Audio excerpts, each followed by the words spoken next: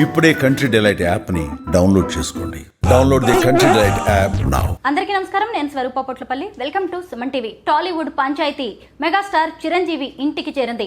సినీ కార్మికుల సమస్యలు అలాగే సమ్మె పరిష్కారానికి ఆయన రంగంలోకి దిగారు. అటువైపు చూసినప్పుడు AP deputy CM Pawan Kalyan కూడా ఈ విషయాన్ని సీరియస్ గా తీసుకున్నారు. సినీ కార్మికుల సమస్యలను పరిష్కరించడానికి ఆయన ప్రయత్నాలు చేస్తున్నారు. ఇక్కడ అన్నయ్య, అక్కడ తమ్ముడు, మొత్తానికి ఈ సమస్యను ఎలా ఓ కొలిక్కి తీసుకురాబోతున్నారో తెలియజేయడానికి నాతో పాటు ప్రస్తుతం ఉన్నారు సీనియర్ అనలిస్ట్ చందు శ్రీనివాస్ గారు. ఆయనతో మాట్లాడదాం. నమస్తే శ్రీనివాస్ గారు. అటు సినీ కార్మికులు, ఇటు నిర్మాతలకు మధ్య వారధిగా చిరంజీవి గారు అలాగే పవన్ కళ్యాణ్ గారు వ్యవహరిస్తున్నట్టుగా తెలుస్తోంది. దీని మీద మీరేమంటారు? డెఫినెట్గా అక్కడ తమ్ముడు, ఇక్కడ అన్నయ్య, ఈ ఇద్దరిని చాలా తక్కువ అంచనా వేశారు ఈ ఇరు రాష్ట్రాల్లోనూ కొంతమంది. ఇక్కడ కట్ చేస్తే సినిమా ఇండస్ట్రీకి ఆయనది కాపోయినా పెద్ద దిక్కుగా ఆ రోజు వెళ్ళి ఈ రెండు చేతులతో తల్లిలాంటి పోషకులు ఉన్నారు కాపాడనని పాపం ప్రాధాయపడి అడిగాడు. ఆ రోజు టికెట్ల విషయంలో కూడా ఆయన వల్లే జీవో వచ్చింది. ఎవరి వల్ల? మెగాస్టార్ గారి వల్ల.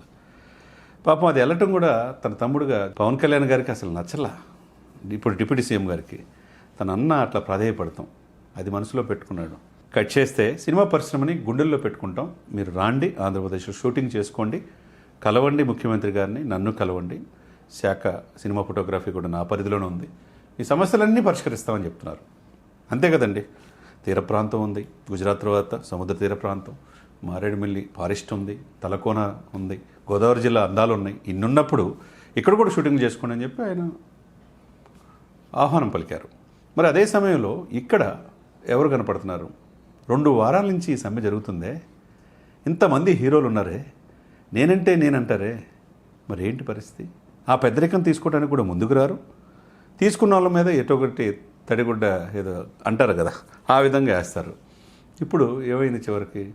నేను లాస్ట్ వీకే ఇదే సుమన్లో ఇంటర్వ్యూ చేసినప్పుడు చెప్పా, ఆ నోట ఈ నోట ఏ నోట విన్నా చిరంజీవి మాటే, ఆయన కాదనుకున్న ఇండస్ట్రీకి పెద్ద దిక్కు ఆయనే అని రాజమౌళి గారు లాంటి వాళ్ళు అన్నారు. మరి ఆయన వల్లే పరిష్కరిద్దని చెప్పాను. కట్ చేస్తే 2 వారాలు సమ్మె కంటిన్యూ అవుతుంది. చివరికి నిన్న ఆదివారం పూట చిరంజీవి గారి ఇంటికి చిన్న నిర్మాతలంతా వెళ్ళారు. నట్టి కుమార్, సి కళ్యాణ్ వెళ్ళి, సార్ మీ వల్లే అయింది, ఇంకా ఎవరి వల్ల కాదని అంటే, తప్పకుండా నేను సమస్య పరిష్కరిస్తాను, పెద్ద వాళ్ళతో కూడా కార్మికులతో ఫెడరేషన్ వాళ్ళతో కూడా మాట్లాడి రేపు ఇద్దరికీ ఆమోదయోగ్యమైంది చేసేసి రేపు క్లోజ్ చేద్దామని చెప్పాను. అంటే ఇంకెవరు? అటు కార్మికులకి పెద్ద దిక్కు ఎవరు? చిరంజీవి గారు. ఇటు నిర్మాతలకి పెద్ద దిక్కు ఎవరు? చిరంజీవి గారు. అక్కడ ఎవరు పెద్ద దిక్కు? పవన్ కళ్యాణ్ గారు. మరి అన్నదమ్ములు ఇద్దరు మరి చూడండి, ఇరు రాష్ట్రాల్లో ఉన్నారు. అటు రాజకీయంగా ఆయన ఎదుగుతున్నాడు, ఇటు సినిమాలో కారణ జన్ముడు 4 రోజులు బర్త్డే జరుపుకుంటున్నాడు, 70 సంవత్సరాలు అడుగు పెడుతున్నాడు. ఇప్పటికీ ఆయన ఆ లెగసీ కంటిన్యూ అవుతుంది. కాబట్టి is the trouble shooter. Cinema industry 24 crafts Chiranjeevi గారికి తెలిసినంత ఇంకెవరికి తెలియదు. చెన్నై నుంచి ఆ రోజు పరిశ్రమ ఇక్కడ రావడానికి ఆ రోజున పెద్దలు అక్కినేని నాగేశ్వరరావు గారు, ఎన్టీ రామారావు కావచ్చు, సూపర్ స్టార్ కృష్ణ కావచ్చు, ఎస్వి రంగారావు గారు, ఆ తర్వాత చిరంజీవి గారు, అందరూ చాలామంది కృషి చేశారు. వచ్చిన తర్వాత సినిమా ఇండస్ట్రీ ఈరోజు ఆస్కార్ లెవెల్ ఎదగటానికి ఒక రోల్ మోడల్గా ఎదిగింది ఎవరితో, చేసింది ఎవరు, ఒక మార్గం వేసింది ఎవరు? సినిమా ఇండస్ట్రీకి 2 కళ్ళు ఎవరు? అక్కినేని, ఎన్టీఆర్. అయితే 3వ కన్ను లాంటి వ్యక్తి చిరంజీవి అని చెప్పి చాలామంది చెప్తున్నారు. మరి ఈ వ్యక్తి ఇప్పుడు ఎవరు? చిరంజీవి గారే కనపడుతున్నాడు.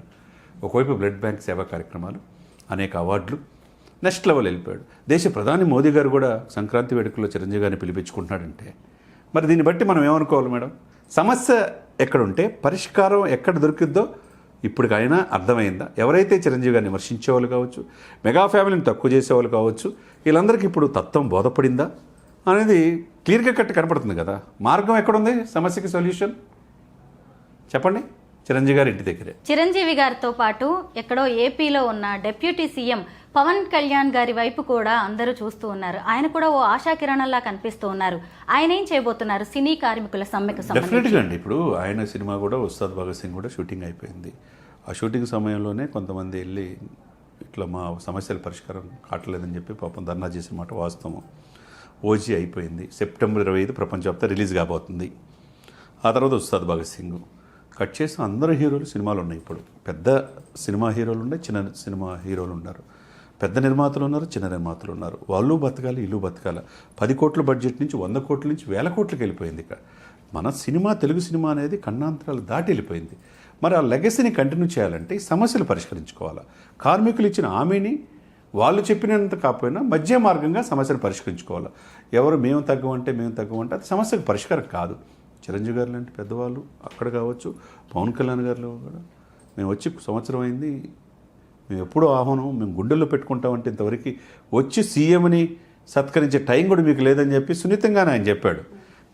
మరి దీన్ని బట్టి ఏమర్థం అవుతుంది? వీళ్ళిద్దరూ కూడా సమస్యని జటిలం చేయటం కాకుండా సమస్యను పరిష్కరించడానికి ఈ సోదరులు చిరంజీవి గారు, పవన్ కళ్యాణ్ గారు ఒక ట్రబుల్ షూటర్స్ లాగా మనకు ఉభయ రాష్ట్రాల్లో కనపడుతున్నారు అనమాట. దాసరి నారాయణరావు గారి తర్వాత సినిమా ఇండస్ట్రీకి పెద్దన్నగా వ్యవహరించే వ్యక్తి కనిపించలేదు. చాలామంది చూపు చిరంజీవి వైపే ఉన్నా కానీ పెద్దగా ఆయన కూడా ఎందుకో ముందుకు రాలేకపోయారు. కారణం ఏంటంటారు? అంటే ఆయన కూడా ఈ ఇండస్ట్రీలో ఆయనకు అవార్డులు ఇచ్చే సమయంలో కొంతమంది మోహన్ బాబు ఆ రోజు కావచ్చు, తర్వాత రాజశేఖర్ కావచ్చు, వీళ్ళంతా హైరార్కీ ప్రాబ్లం కావచ్చు, ఐడెంటిటీ క్రైసిస్ కావచ్చు, వాళ్ళకి మించి ఎక్కువగా మాట్లాడారు. చిరంజీవి గారిని కొద్దిగా అవమానించే విధంగా మాట్లాడారు బహిరంగంగానే. అది ఆయన జీర్ణించుకోలేకపోయాడు. ఆయన ఎప్పుడు కూడా శత్రువును కూడా ప్రేమించే రకం. ఆయన చెడు చెవులో చెప్పండి, మంచి 10 మందికి చెప్పండి అని చెప్పే వ్యక్తి. అటువంటి చిరంజీవి గారిని కూడా ఇవన్నీ చూసి నాకుద్దర బాబు ఎందుకురా పెద్దరికాలు ఇవన్నీ, నాకున్నది చాలు, నా లెగసీని నా తమ్ముడు రాజకీయాల్లో నేను సక్సెస్ కాలేకపోయినా డిప్యూటీ సీఎంగా అక్కడ ఉన్నాడు, ఇంకో తమ్ముడు ఎమ్మెల్సీగా ఉన్నాడు, ఇక కొడుకు అయితే ఏమో ఆస్కార్ రేంజ్కి ఎదిగాడు, ఇంకా నాకు మనవాళ్ళు దీంతో హ్యాపీగా జీవితం అనే ఇదిలో ఆయన వెళ్ళిపోయాడు. ఎందుకంటే ఆ స్టేజీ కదండి, 10 వయసు, ఇంకెందుకు అవసరమే ఉంది, అనవసరంగా వాళ్ళ చేత వీళ్ళ చేత అనిపించుకోవాల్సిన అవసరం కూడా ఆయనకి లేదు. సున్నితమైన మనస్తత్వం. చిరంజీవి అనే వ్యక్తి చాలా సెన్సిటివ్, అంజనీ పుత్రుడు అందరివాడు, అదే సమయంలో చాలా సెన్సిటివ్ అనమాట. కాబట్టి సరే ఇక పాపం సమస్య పరిష్కారం కావాలి, 2 వారాల నుంచి సమ్మె అవుతుంది, ఎవరికి ఉపయోగం లేదనే ఉద్దేశంతో ఇప్పుడు పెద్దరికం తీసుకున్నట్టుగా మనకు కనపడుతుంది. ఒకప్పుడు సినిమా ఇండస్ట్రీ అలాగే రాజకీయాలకి ముడిపెట్టి చూసినప్పుడు నందమూరి ఫ్యామిలీ కనిపించేది. ఎన్టీఆర్ గారు, తర్వాత చంద్రబాబు గారు కావచ్చు, జూనియర్ ఎన్టీఆర్, అలాగే లోకేష్, బాలకృష్ణ గారు ముఖ్యంగా. ఇప్పుడు చూస్తేనేమో ఇక్కడ మెగాస్టార్ ఫ్యామిలీ కనిపిస్తోంది. చిరంజీవి గారి దగ్గర నుంచి పవన్ కళ్యాణ్, అలాగే నాగబాబు గారు, రామ్ చరణ్. ఎలా ఉండబోతోంది ఇండస్ట్రీ మీద వీళ్ళ మార్క్? డెఫినెట్గా చిరంజీవి అనేది పెద్ద మహావృక్షం అండి. ఆయన ఒక మార్గం అనేది వేసాడు, మెగా మార్గం అనేది. చెట్టు చిరంజీవి అయితే భవిత బంగారమే. అంటే చెట్టు బతికితే నీడనిస్తుంది, ఆక్సిజన్ ఇస్తుంది, కూర్చోటానికి కుర్చీ అవుతుంది, పడుకోవడానికి బెడ్. చివరికి చనిపోయినప్పుడు మన ఒంటి మీద ఏమి ఉండవు, అటు ఇటు తిప్పేసేసి ఏమైనా మలతాడు ఉన్నా కానీ తీసేసేస్తారు, మన బంగారు ఆభరణాలు ఉండవు. అక్కడ కూడా ఆ చెట్టు ద్వారా వచ్చిన ఏం వేస్తారు, అయ్యే కదా వేసేది. కాబట్టి అటువంటి ఇదిని మనం చూసుకోవాలి. ఇక్కడ పవన్ కళ్యాణ్ అనే వ్యక్తి మహావృక్షం అయిపోయాడు, రాజకీయాలు సినిమాలు శాసిస్తున్నాడు, దేశవ్యాప్తంగా పొలిటికల్ స్టార్ అయ్యాడు. తన కొడుకు సినిమాలకే పనికిరాడనే పరిస్థితి నుంచి, చాలామంది చేసే పరిస్థితి నుంచి మగధీర, ఒక రంగస్థలం, ఒక RRRలో ఆస్కార్ రేంజ్కి ఎదిగాడు. అంటే తండ్రి మించి తాను ఎదిగా ఉన్నాడు. తర్వాత ఇంకొక ఆయన వరుణ్ బాబు కావచ్చు, సాయి ధర్మతేజ్ కావచ్చు, ఇంకొక ఉప్పెని తీసి నేషనల్ అవార్డు పొందిన ఆయన కావచ్చు. ఆ ఫ్యామిలీ నుంచి 7-8 మంది అంత సక్సెస్ అయ్యారు కదండి. ఒక మార్గం, కష్టం, ఎట్లా కష్టపడితే మనం సక్సెస్ అవుతాం. ఏదో ఈ యొక్క వారసత్వం అనేది లెగసీ ఒక సినిమాకి 2 సినిమాకి పనికి వస్తుంది, 3వ సినిమాకి పనికి వస్తుందా? మరి అట్లా అనుకుంటే ఇప్పుడు అగ్ర హీరోలందరూ కూడా వాళ్ళ కుమారులు కూడా సక్సెస్ అవ్వాలి కదా, ఎందుకు అట్లా? కాబట్టి ఒకటైతే ఒక మార్గం అనేది చిరంజీవి గారు చూపించారు. కాబట్టి ఈ మార్క్ అనేది చరిత్రలో నిలిచిపోతుంది. మొత్తం మీద మెగా క్యాంప్ అటు రాజకీయాల్లో ఇటు సినిమాల్లో తమ మార్కు చూపించబోతోంది అనడంలో ఎలాంటి డౌట్ లేదు.